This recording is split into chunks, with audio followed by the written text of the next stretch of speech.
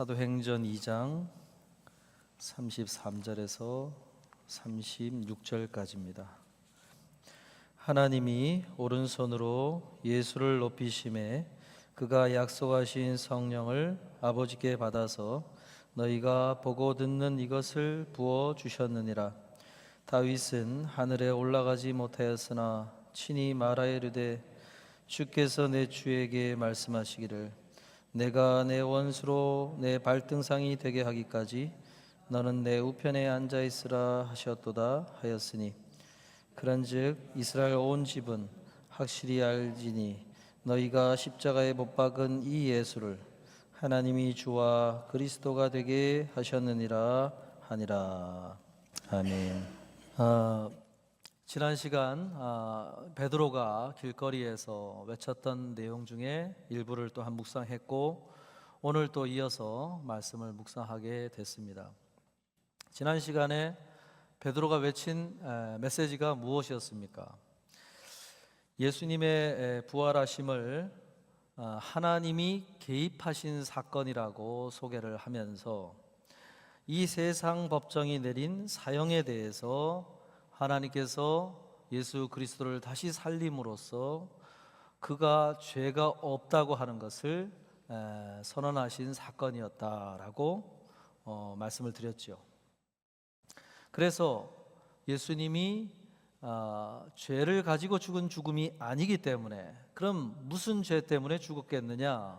그게 예수님을 믿는 우리들의 죄를 대신하여 지신 것이 되는 것입니다. 그래서 죄 없는 자가 죽어야 하기 때문에 이 세상에 그 어떤 이도 그것을 감당할 이 자격이 되지 않는 것이죠. 그래서 예수 그리스도가 그렇게 그 죽음을 통해서 그런 일을 이루시게 된 것입니다. 그런 면에서 사순절에 우리가 묵상하고 있는 2000년 전에 지셨던 십자가의 고난과 부활하심은 세상의 법정과 하늘의 법정이 충돌한 지점을 묵상하는 것입니다. 세상의 법정을 뒤엎어 그들의 판결을 무효화시킨 그 장면, 그 충돌한 지점을 우리가 묵상해가는 절기이기 때문에 그 당시에 이루어졌던 치열한 세상의 나라와 하나님의 나라가 부대끼는 그 영적 전쟁의 지점의 모습들이 우리가 묵상해가는 이 시기에 우리가 살아가는 이 우리의 삶 속에 그것을 그대로 가지고 오는 그런 절기라고 할 수 있습니다. 그 말인즉슨 그 당시에 치열하게 드러났던 영적 전투의 경계선들이 우리에게 보여지는 절기라는 것이죠. 그러므로 영적인 시험과 싸움의 현장들이 이 시기에 이걸 묵상해가는 우리들에게 벌어진다는 것입니다. 그래서 교회된 공동체는 하나님의 나라를 대표하는 마치 대사관과 같은 이들이 걸어가는 그러한 걸음이다 보니까 이 세상의 나라와 하나님의 나라가 맞닿아 있는 경계선이 우리의 삶에, 우리의 내면에 그대로 들어있다고 할 수 있죠. 그래서 이 지역의 치열한 영적 싸움과 힘의 대결이 벌어지는 그런 것들이 우리들에게 일어나는 거예요. 사순절을 지나면서 우리의 교회 공동체 안에, 가정 안에, 그리고 관계들 속에 치열하게 흐르는 그 분열의 영들의 역사가 일어난다는 것입니다. 그 조짐들이 있어요. 그래서 야고보서 3장 14절에서 16절에 예수님의 형제 야고보가 말씀하기를 그러나 너희 마음속에 독한 시기와 다툼이 있으면 자랑하지 말라. 진리를 거슬러 거짓말하지 말라. 이러한 지혜는 위로부터 내려온 것이 아니요 땅 위의 것이요 정욕의 것이요 귀신의 것이니 시기와 다툼이 있는 곳에는 혼란과 모든 악한 일이 있음이라 그랬어요. 야고보가 어떻게 소개하는 것입니까? 분열의 영들이 활발하게 활동하는 그런 일들, 시기와 다툼과 혼란과 악한 일들, 그것은 어디에서 비롯되는 것이냐? 우리 내면에 있는 죄성을 가진 정욕에서 비롯된 일이든지, 그것도 아니면 외부의 귀신의 것, 분열의 영들, 사단의 영들에 의한 그런 영들이 관여되어 일어난 일들이다 라고 이렇게 이야기를 하고 있어요. 우리의 내면에서 일어나는 것이든 외부에서 악한 영들이 관여한 것이든지 간에 그런 일들이 보이고 그런 일들이 일어날 조짐이 보이면 조심하고 분별하라, 이렇게 이야기를 하는 거예요. 여러분, 이 사순절에 특별히 더 조심하셔야 돼요. 가까운 사이일수록 각별히 예의를 지키시고, 말을 함에 있어서 절제하시고, 아주 작은 것도 시험거리에 여지를 주면 안 돼요. 아마존의 창업자 제프 베이조스가 항상 회의실에 하는 작업이 있다고 그러죠. 그게 뭡니까? 항상 빈 의자를 하나 남겨놓고 거기에 참석자들 외에 빈 의자를 하나 갖다 놓는다는 거예요. 그러면서 회의 중에도 우리는 고객을 중심으로 항상 모든 회의의 결론을 맺어야 된다, 아이디어를 내야 된다, 결론을 맺어가야 된다 라고 하면서 고객을 앉혀놨다고 하는 그것을 시각적으로 보여주기 위해서 의자를 갖다 놓는다는 거예요. 근데 사실 이게 이 베이조스가 한 게 처음으로 한 것이 아니고, 사실은 일찍이 수도원에서 영성 훈련을 할 때 수도사들에 의해서 고안된 방식이에요. 그게 수도사들이 마태복음 18장 20절의 약속의 말씀을 시각화하기 위해서 두세 사람이 내 이름으로 모인 곳에는 나도 그들 중에 있느니라, 예수님이 이 약속을 따라 우리가 모인 곳에 있다고 하는 것을 늘 기억하기 위해서 빈 의자를 갖다 놨다. 여기에 예수님을 모시고 우리가 모임을 하는 것이니 말함에 있어 행동함에 있어 모든 것에 주님 앞에서 하는 것임을 기억하라. 그걸 시각적으로 늘 기억하기 위해서 빈 의자를 갖다 놨다. 여러분, 우리 모임에도 그렇게 하면 좋을 것 같아요. 가장 중앙에다가 빈 의자를 갖다 놓고 예수 그리스도를 팻말로 써붙여놔요.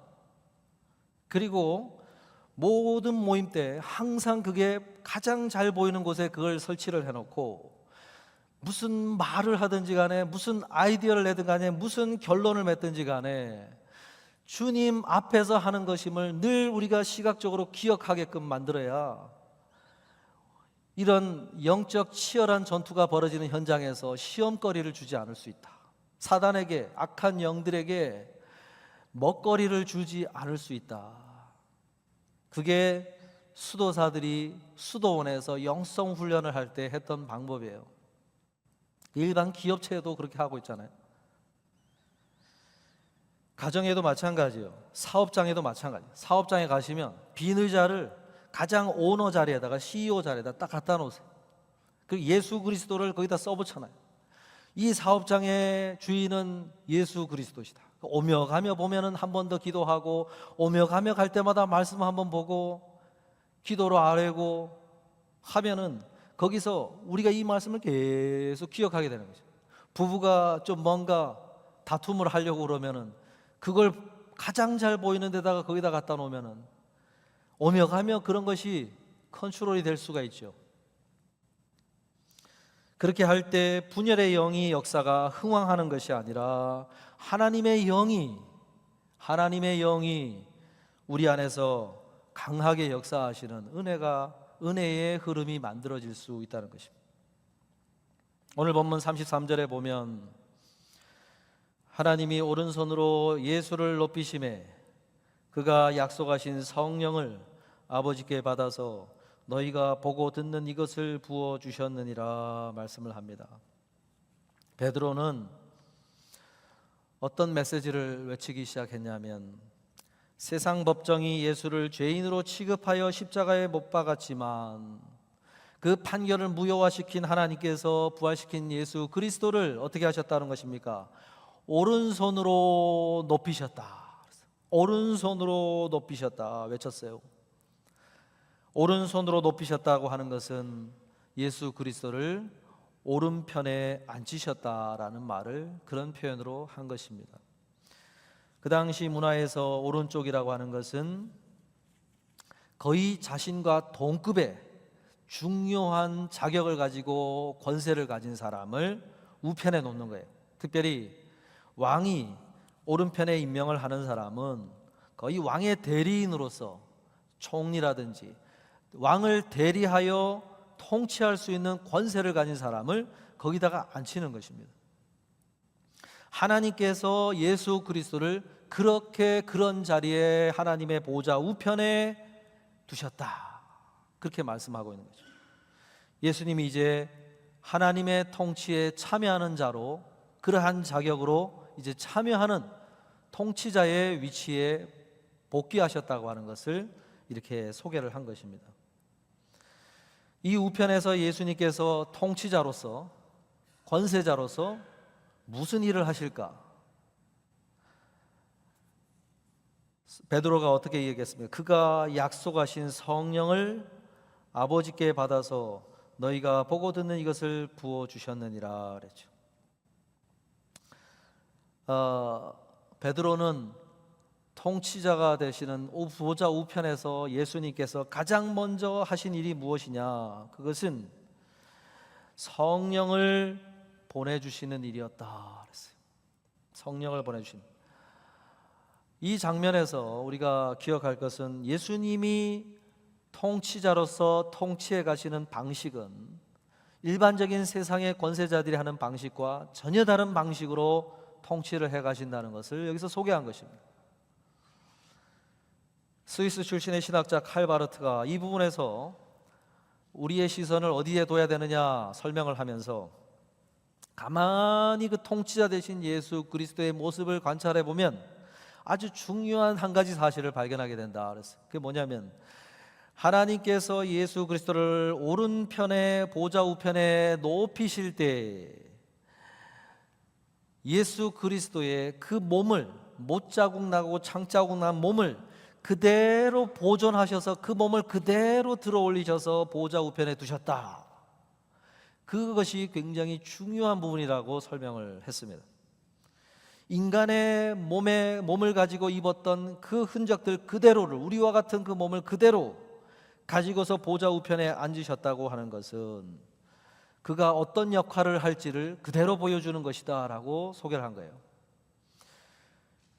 예수님은 통치자이고 권세자이면서 동시에 그 통치의 다스림을 받아야 될 이 땅에 살아가는 사람들, 우리들의 배고픔과 피곤함과 슬픔과 억울함과 연약함과 그런 것들을 모두 몸소 겪으심으로 체험하여 아시는 분이 통치자의 자리에 있다는 것이죠. 이것은 전혀 백성들의 삶을 모르는 권세자들이 통치하는 행위와는 전혀 다른 방식의 역할을 해주시는 것이다 라고 소개를 했어요. 통치자, 하나님의 보좌 우편에서 예수 그리스도는 하나님과 우리 사이에서 적절한 개입과 간섭과 호소와 변호와 그러한 방식으로 그분의 역할을 수행해 하신다는 거예요. 하나님, 저가 왜 저렇게 행동하는지 아십니까? 성부 아버지 하나님을 향하여 저가 왜 저렇게 행동하시는지 아십니까? 하면서 우리의 삶을 변호해 주신다.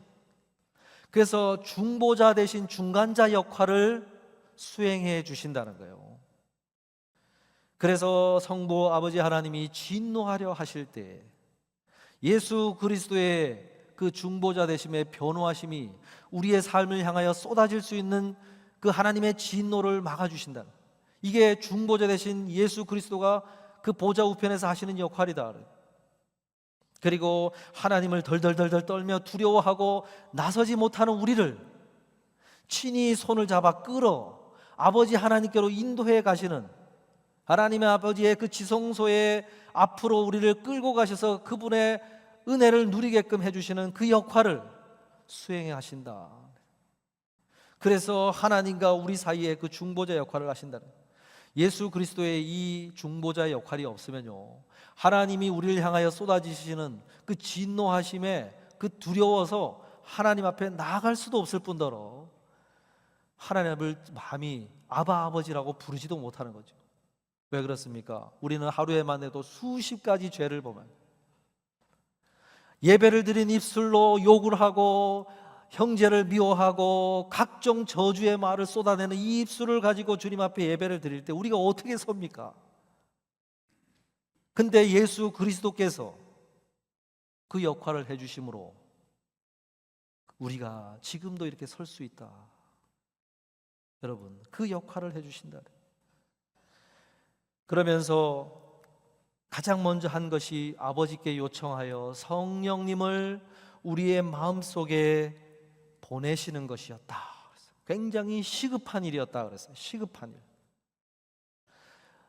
예수님께서 이 땅을 떠나신 다음에 남겨진 제자들이 믿음을 잃어버릴 것은 안 봐도 그들의 행적을 보면 누구나 예상할 수 있는 것이죠. 믿음을 다 잃어버리고 그 안에서 모인 자들 안에 싸움이 벌어질 것이고 그 공동체에 흔적도 없이 남겨지고 없이 사단의 유혹과 영향력 아래서 흩어져 버리는 일들이 벌어질 것이죠.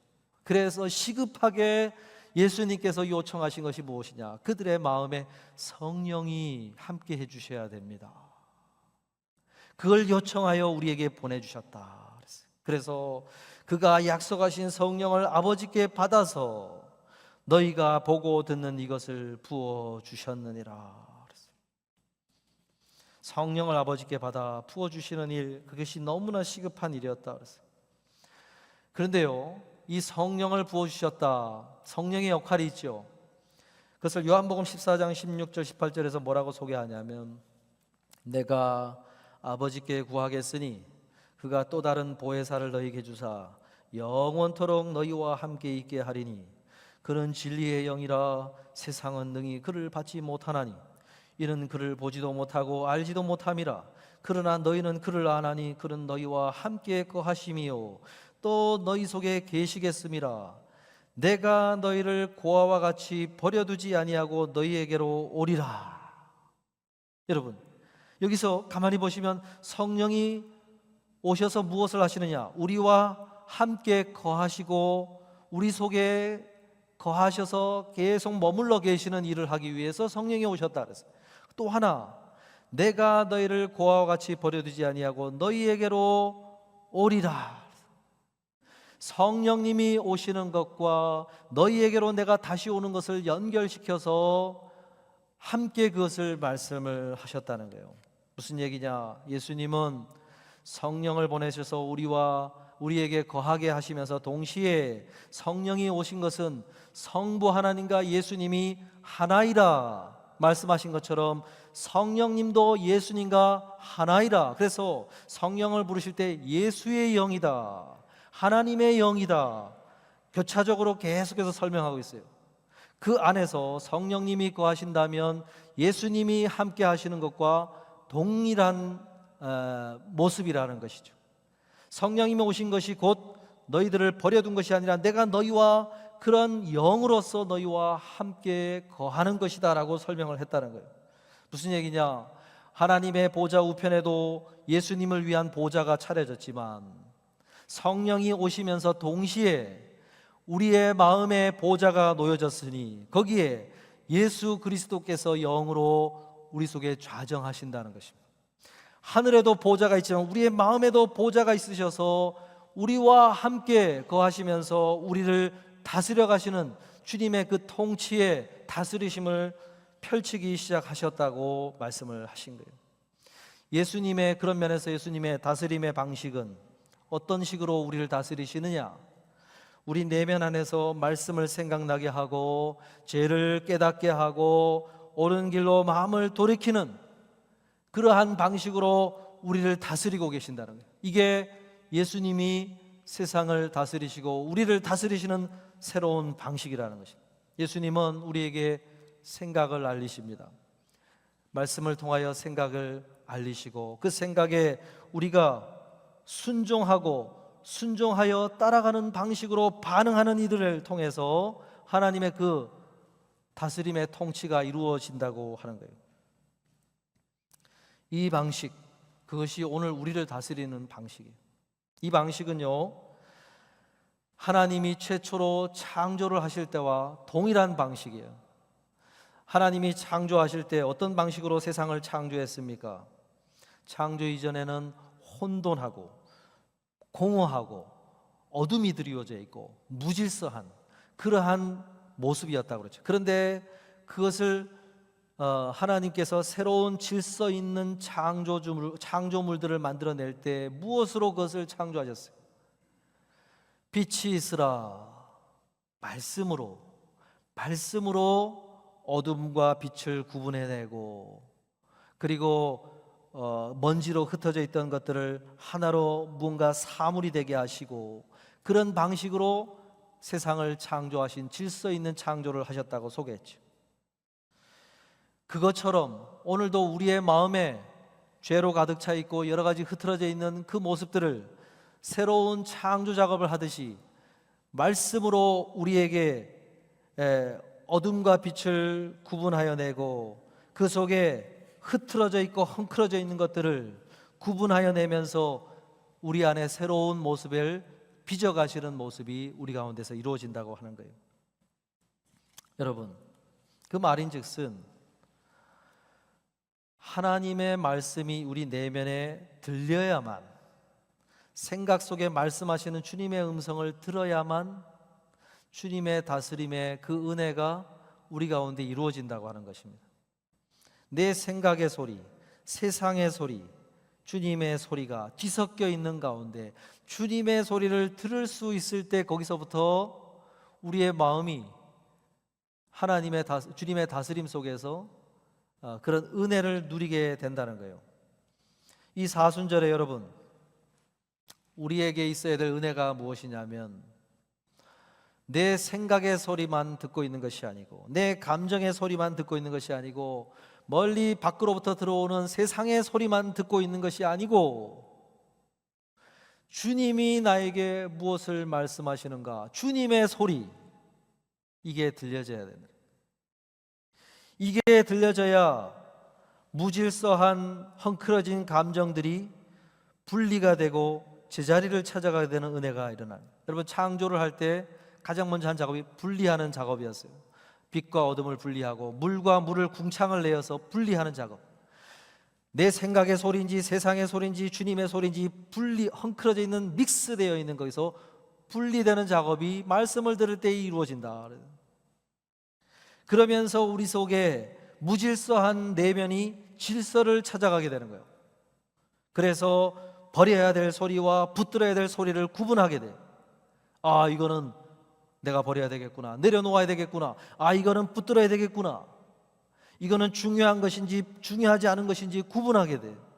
그래서 중요하지 않은 것은 내려놓게 되고 중요한 것은 붙들게 되고, 아, 내가 해야 될지 말아야 될지를 구분하게 돼요. 아, 내가 이건 지금이라도 해야 되겠구나, 아, 이것은 내가 하지 말아야 되겠구나.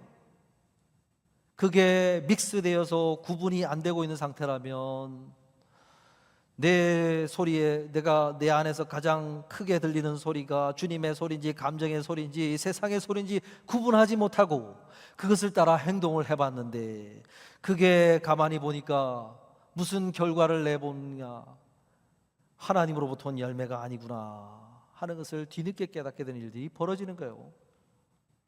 여러분, 이 사순절에 우리가 걸어오면서 막 뒤섞여 있지 않습니까? 어떤 일을 만나서 내가 원하지 않아도 관계의 문제, 경제적인 문제, 사업장의 문제, 건강의 문제를 만나면서 나도 모르는 사이에 뒤틀려지고 헝클어지고 이 소리가 이 소리인지 저 소리인지 아무것도 분별할 수 없는 식으로 헝클어진 채로 내가 걸어온 모습이 있었다.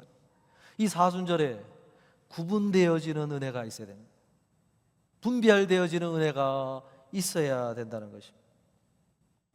그래야 혼돈과 무질서 가운데 있지 않고 주님 안에서 질서 있는 모습으로 주님의 다스림 속에서 주님의 소리를 민감하게 캐치하면서 거기에서 나의 감정과 의지를 무릎 꿇게 하는 순종이 이루어질 수가 있다는 것입니다.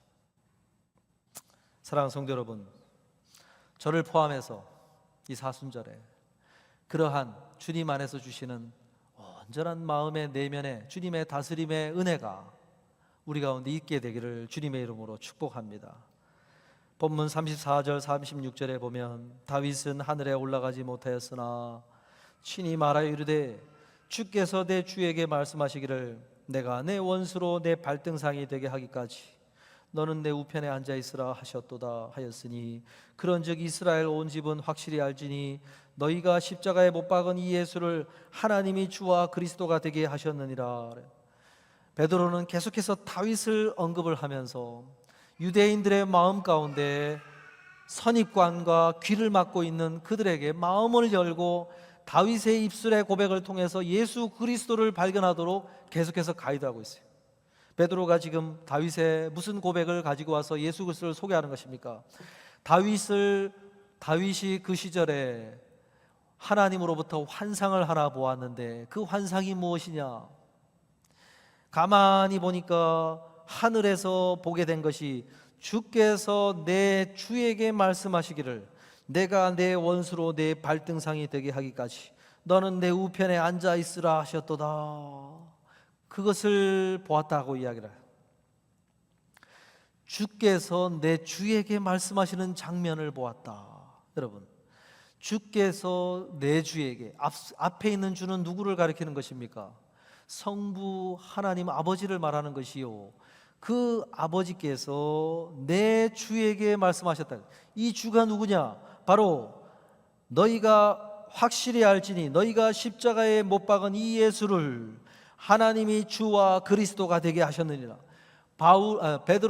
다윗이 그 시절에 본 그 주가 누군지를 아느냐? 바로 너희가 십자가에 못 박은 이 예수를 하나님이 오른손으로 오른편에 앉히신 그분이 주와 그리스도를 삼으신 것이다. 그것을 일찍이 다윗이 보았던 것이다 라고 소개를 한 거예요. 여러분, 이 메시지가 오늘 우리에게 어떤 메시지로 다가오게 되느냐? 여기서 베드로가 주라고 고백한 것은 하나님께 사용된 그 동일한 큐리어스라고 하는 그 말을 예수 그리스도께 붙임으로써 우리가 섬기고 있는 하나님과 같은 동일하게 섬겨야 될 주로 예수 그리스도를 보좌 우편에 앉히셨다라고 합니다. 헤롯 당원들은 그 말을 들으면서 충격을 받았겠지요. 어떻게 로마 황제에게만 붙이는 그 주라는 말을 하나님에 붙이는 건 오케이, 그런데 어떻게 하여 예수 그리스도, 예수에게 그것을 말을 붙일 수가 있느냐 하면서 분개하고 아주 격앙했던 표현을 베드로가 가감없이 거리에 나가서 신성모독이라고 예수님을 죽인 죄목 중에 하나였던 그 주라는 말을 꺼내서 예수 그리스도에게 다시 붙여 외친 것입니다. 이제 온 우주에 우리가 섬겨야 될 새로운 주가 있으니 하나님과 그분의 보좌 우편에 앉은 예수 그리스도시다. 그렇게 표현을 한 거예요. 여러분, 우리에게 이 베드로가 외친 이 메시지가 우리에게 무슨 질문을 갖게 만드냐면, 당신은 주로 섬기는 이가 누굽니까? 이걸 질문하는 것입니다. 주라고 고백하고 내 인생의 주인이라고 고백하며 섬기는 이가 누굽니까? 하고 물어보는 것입니다. 이 질문을 받는다면 여러분은 내 인생의 주인이 누구냐? 내 인생의 주인이 누구냐? 이렇게 묻는다면 어떤 대답을 할 수 있을까? 심리학자들의 연구에 따르면요, 1960년대 이후로 전 세계적으로 개인주의적인 가치가 점점 고조되기 시작해서 오늘 이 시대는 아주 극에 달하는 시대다, 이렇게 이야기를 합니다. 사람들이 이야기할 때 기준점이, 모든 일을 할 때 기준점이 나 자신을 중심에 놓고 나 자신의 유익과 나 자신의 감정과 나 자신의 행복과 모두 나를 중심으로 한 모든 것에 나를 중심으로 해서 결정하는 시대, 그 극에 달한 시대가 오늘 이 시대다라고 이야기를 합니다. 많은 소셜 미디어들도 그런 경향을 자꾸 심화시키고 있죠. 채널을 컨트롤하는 주권이 다 자기에게 있죠. 그래서 예배의 설교뿐만이 아니고 모든 것에 채널을 자기가 컨트롤하고 자기 중심적으로 모든 것을 하고, 그 누구의 대통령을 비롯해서 정치인, 권위 있다고 여길 만한 사회의 모든 지도층을 자신의 입에 오르락내리락 할 수 있는, 모두가 평론가요, 모두가 비판자요, 모든 것을 할 수 있는 자기 자신이 주인이 되어 살아가는 시대다. 마치 오늘 성경의 사사시대에 자기 소견에 옳은 대로 살아가는 그런 시대. 근데요, 사실은 개혁주의 신학자인 코넬리우스 반틸이라고 하는 분은 사실은 이거는 인간이 죄를 지을 때부터 시작된 그 경향이다라고 소개를 했어요. 그렇죠. 사람이 에덴 동산에서 죄를 지을 때에도 이것을 먹어야 되느냐 말아야 되느냐 그 결정권을 하나님께 두었던 것을, 이것을 먹어야 되느냐 말아야 되느냐, 선악을 알게 하는 나무 열매를 먹어야 되느냐 말아야 되는 결정을 왜 하나님이 합니까? 내가 해야지. 내가 보기에 좋고 내가 보기에 먹을 만하다고 생각하면 먹어야 되는 걸 결정하는 건 나지, 왜 하나님 당신이 결정합니까? 라고 사단이 교묘한 말로 부추기고 결국은 동의를 하고 그렇게 넘어간 거예요. 그때부터 인간은 하나님을 의존해서 살지 않는 삶을 갖고 왔다 그랬어요. 그러면서 자기 자신을 숭배하는 그런 시대, 우상 숭배가 시작이 되었다라고 이야기를 합니다. 그래서 사실은 성경이 소개할 때 우상이라는 게 뭐냐? 그것은 자신이 섬길 신을 선택하는 것도 자신이 결정하고, 신의 모양도 자신이 결정하고, 신의 이름도 자신이 결정하고, 신의 역할도 자신이 부여하는, 인간이 모든 것을 결정하여 이게 나의 신입니다 결정해놓고 거기에 우상 숭배를 한 것이지, 결국은 자기 자신을 앉혀놓고 거기에 절을 하고 있는 우상 숭배가 시작이 된 것이다 그랬죠. 여러분, 사사시대 때 가면 제사장을 임명하는 것도 제사를 드리는 집주인이 합니다. 거기에 설치할 모든 제사 기구들도 집주인이 합니다. 그리고 모든 제사 방식도 집주인이 합니다. 모든 것을 그 집주인이 해요. 그래 놓고 거기에 하나님을 숭배한다고, 경배한다고 그 신당을 채워놓고 하나님을 섬겼던 것이 사사시대. 오늘 제2의 사사시대가 오늘이죠. 오늘 우리들이 나 자신이 내 인생의 주인이라고 실질적인 주인으로 올려놓고 거기서 모든 예배 행위를 하고 있는 것이 오늘 우리들의 모습이다. 베드로는 그런 유대인들, 하나님을 섬긴다 하면서 하나님의 아들을 잡아 죽이는 그런 우상 숭배를 만연하게 하고 있던 그들에게 참된 주가 있으니 그분이 예수 그리스도이시다 길거리에 가서 외친 거였어요. 지금이라도 너희는 그 모든 인생의 주권을 예수 그리스도께로 다 이양하고 거기 앞에 무릎 꿇고 용서를 구하며 참된 회개의 모습으로 주님 앞에 서야 된다라고 외친 거였어요. 그 모습에 반응하고 나온 이들이 교회를 이룬 것입니다. 그래서 모일 때마다 주의 날, 주님이 부활하신 날, 주라고 고백하는 이들이 모여서 우리의 주가 되신 이가 부활하신 날 모여서 예배를 드린 것이 오늘 우리가 이 주일날 예배를 드리고 교회를 이루어온 걸음이 된 거예요. 그런데 오늘 우리들의 모습은 예수님을 주라고 고백하면서 실질적인 주인 행세는 나 자신이 여전히 하고 있는 모습이 있을 수가 있다는 것이죠. 우리는 예배 때 무슨 작업이 이루어져야 되냐면 왕의 자리에, 인생의 주인 자리에, 보호자에 앉아있는 나 자신을 끌어내려서, 예배 때 끌어내려서 무릎을 꿇고 그 자리에 성령으로 오신 그 주님이 내 마음 어디 변두리에 서 계신다 한다면 내 마음의 보호자에 주님을 앉게 하고 그 자리에 무릎을 꿇고 주님 앞에 참된 예배를 드리는 그 작업이 이 예배의 자리에서 이루어져야 되는 거예요. 정말로 주를 주라고 고백하며 서 있는 그것이 되어질 때 혼돈과 헝클어진 나의 내면 가운데 주님의 참된 다스림이 이루어지는 것이죠. 그래서 내 안에서 헝클어진 것들이 질서를 찾아가는 은혜가 생겨나게 된다는 거예요. 만약에 이 왕권을, 인생의 주권을 이양하지 않고 예배를 드리고 있는 모습이 계속되어진다면, 나의 모습을 그대로 2000년 전에 예수님이 십자가를 질 때와 같은 상황에 갖다 놓는다면 어떤 모습으로 서겠느냐? 2000년 전에 있었던 많은 사람들의 그 캐릭터들이 있죠.